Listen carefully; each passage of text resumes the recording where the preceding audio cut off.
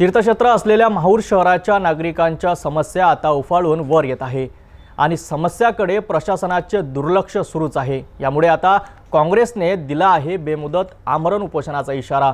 22 जुलैपासून तहसील कार्यालयासमोर सुरू होणार आहे लोक आक्रोशाचा लढा। नांदेड जिल्ह्यातील पवित्र तीर्थक्षेत्र माहूर येथे प्रशासनाच्या दुर्लक्षित धोरणांमुळे सामान्य नागरिकांचं जीवन त्रस्त झालं आहे। नागरिकांच्या या अनेक समस्यांबाबत वारंवार निवेदन दिल्यानंतरही प्रशासनाने दुर्लक्ष केल्यामुळे आता काँग्रेसचे जिल्हा सरचिटणीस आनंद पाटील तुपदाडे यांनी थेट बेमुदत आमरण उपोषणाची चेतावणी दिली आहे।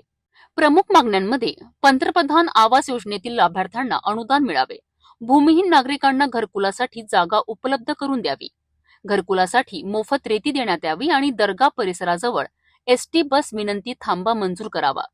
जिल्हाधिकाऱ्यांना आणि संबंधित अधिकाऱ्यांना निवेदन सादर केली आहे, परंतु अजूनपर्यंत एकही कृती नाही। म्हणून आम्ही 22 जुलैपासून तहसील कार्यालयासमोर उपोषण करणार असल्याचं सांगण्यात आलंय।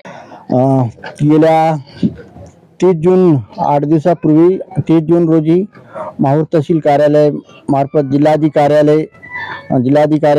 अधिकारी साहेबांच्याकडे माहूर शहरातील घरकुल लाभार्थ्यांच्या रेती संदर्भात आम्ही निवेदन दिलं आणि जे घरकुलचे जे उर्वरित जे थांबलेले हप्ते आहेत ते बी तात्काळ लाभार्थ्याच्या अकाउंट खात्यामध्ये जमा व्हावं ह्यासाठी आम्ही 30 तारखेला 30 जून रोजी सर्व लाभार्थ्यासह माहूर तहसील कार्यालयामध्ये निवेदन दिलं, पण त्याचं आतापर्यंत कुठल्याही प्रकारचं शासनाकडून उत्तर आलेलं नाही आणि कुठल्याही प्रकारची चौकशी सुद्धा झाली नाही। तरी माहूर शहरातील जे 600 लाभार्थ्यांचे घरकुलचे काम चालू आहेत त्यांना जे 5 ब्रास रेती भेटायला पाहिजे होती ती भेटलेली नाही आणि बावनकुळे साहेबांनी राज्याचे महसूल मंत्री बावनकुळे साहेब यांनी सुद्धा पत्रकार परिषदेमध्ये सांगितलं की घरकुल लाभार्थ्यांच्या घरपोच रॉयल्टी देण्यात आलेली आहे म्हणून, पण माहूर शहरामध्ये लाभार्थ्यांना आणखी रॉयल्टी बी नाही, रेती बी भेटली नाही। त्यासाठी येत्या 22 जून रोजी माहूर तहसील कार्यालयासमोर शेकडो लाभार्थ्यासह उपोषण आमरण उपोषणास बसत आहोत।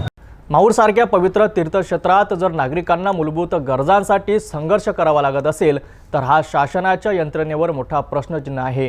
प्रशासनाने याची तात्काळ दखल घेऊन कारवाई केली नाही तर हा आंदोलनाचा वणवा मोठा भडकेल निश्चित आहे।